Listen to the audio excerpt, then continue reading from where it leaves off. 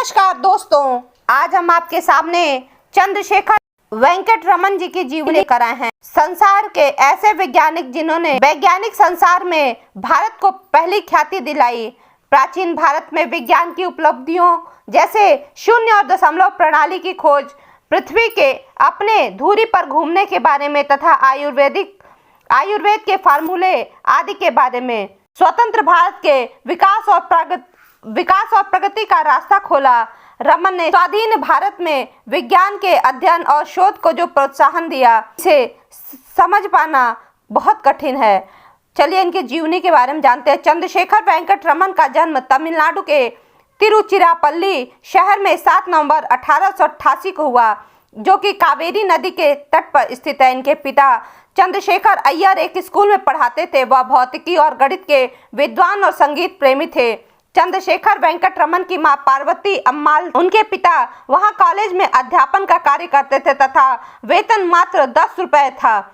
इनके पिता को पढ़ने का बहुत शौक था, इसलिए उन्होंने अपने घर पे ही एक छोटी सी लाइब्रेरी बना रखी थी। रमन का विज्ञान और अंग्रेजी साहित्य की पुस्तकों से परिचय बड़ी छोटी सी उम्र में हो गया था। संगीत के प्रति उनका लगाव प्रेम भी छोटी आयु में ही प्रारंभ हो गया। आगे चलकर उनकी वैज्ञानिक खोजों का विषय बना। वह अपने पिता को घंटों वीणा बजाते देखा करते थे। उनके पिता जब तिरुचिरापल्ली से विशाखापट्टनम आकर बस गए तो उनका स्कूल समुद्र के तट पर था। उन्हें अपनी कक्षा की खिड़की से समुद्र की अगाध नीली जल राशि दिखाई देती थी। बाद में समुद्र का यह नीलापन उनकी वैज्ञानिक खोज का विषय बना। रमन ने संगीत, संस्कृत, विज्ञान के वातावरण में वह बड़े हुए। वह हर कक्षा में प्रथम आते थे। रमन ने प्रेसिडेंसी कॉलेज से बीए में प्रवेश लिया। 1905 में प्रथम श्रेणी में उत्तीर्ण होकर वह ऐसे अकेले छात्र थे जिन्होंने उसी वर्ष स्वर्ण पदक भी प्राप्त किया। उन्होंने प्रेसिडेंसी कॉलेज से ही एमए में प्रवेश लिया और मुख्य विषय भौतिकी शास्त्र को लिया। एमए करते हुए रमन जी यदा कदा ही कहीं आते जाते। प्रोफेसर आल एल जॉन्स जानते थे कि यह लड़का आगे चलकर कुछ कर सकता है, इसलिए प्रयोगशाला में उनके साथ वह अधिकांश समय प्रयोग करते रहते थे। प्रकाश की किरणों को नापने का वे हमेशा प्रयास करते रहते थे। 1906 में पत्रिका के नवंबर अंक में उनका पेपर प्रकाशित हुआ। विज्ञान को दिया रमन का यह पहला योगदान था। उस समय मात्र वह केवल 18 वर्ष के थे। विज्ञान के प्रति प्रेम, कार्य के उत्साह और नई चीजों को सीखने का उत्साह उनके स्वभाव में था। उनकी प्रतिभा से इनके अध्यापक भी अभिभूत होते रहते थे।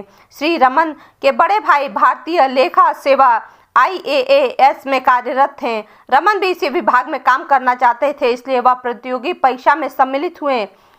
वह एक दिन में एमए का परिणाम घोषित हुआ। उन्हें मद्रास विश्वविद्यालय के इतिहास में सर्वाधिक अंक अर्जित किया और IAAS परीक्षा में भी प्रथम स्थान प्राप्त किया। 6 मई 1907 को कृष्ण स्वामी अय्यर की सुपुत्री त्रिलोक सुंदरी से रमन जी का विवाह हुआ। कुछ दिनों बाद रमन ने एक शोध पत्र और लिखा। लंदन में विज्ञान की अंतरिक्ष ख्याति प्राप्त पत्रिका नेचर को भेजा। उस समय तक विज्ञान विषयों में स्वतंत्रता पूर्वक खोज करने का आत्मविश्वास उनमें विकसित हो चुका था। उस समय उन्हें सम्मानित और प्रसिद्ध वैज्ञानिक लॉर्ड रेल को एक पत्र लिखा। इस पत्र में उन्होंने लॉर्ड रेल से अपनी वैज्ञानिक खोजों के प्रति कुछ सवाल पूछे, जिसके जवाब भी उन्हें वैज्ञानिकों द्वारा प्राप्त हुआ। रमन जी की प्रतिभा अद्वितीय थी। अध्यापकों ने रमन के पिता को सलाह दी कि वह रमन को उच्च शिक्षा के लिए लंदन भेजें। यदि एक ब्रिटिश मेडिकल अफसर ने इसमें बाधा न डाली होती तो रमन भी अपनी अन्य प्रतिभाशाली व्यक्तियों की तरह देश में खो जाते थे। डॉक्टर का कहना था कि स्वास्थ्य नाजुक है और वह इंग्लैंड की सख्त जलवायु को सहन नहीं कर पाएंगे। रमन के पास अब कोई अन्य रास्ता नहीं था। वह ब्रिटिश सरकार द्वारा आयोजित प्रतियोगी परीक्षा में बैठे और उन्होंने उसे उत्तीर्ण कर सरकारी नौकरी प्राप्त कर ली। वे वित्तीय विभाग में अफसर नियुक्त हो गए। रमन को सरकारी नौकरी मिली, अच्छा वेतन मिला और बंगला मिला, लेकिन विज्ञान की धुन उन पर हमेशा सवार रहती थी। इसलिए उन्होंने छोटी सी प्रयोगशाला बनाई और वैज्ञानिक तथ्यों की खोज में जुटे रहे।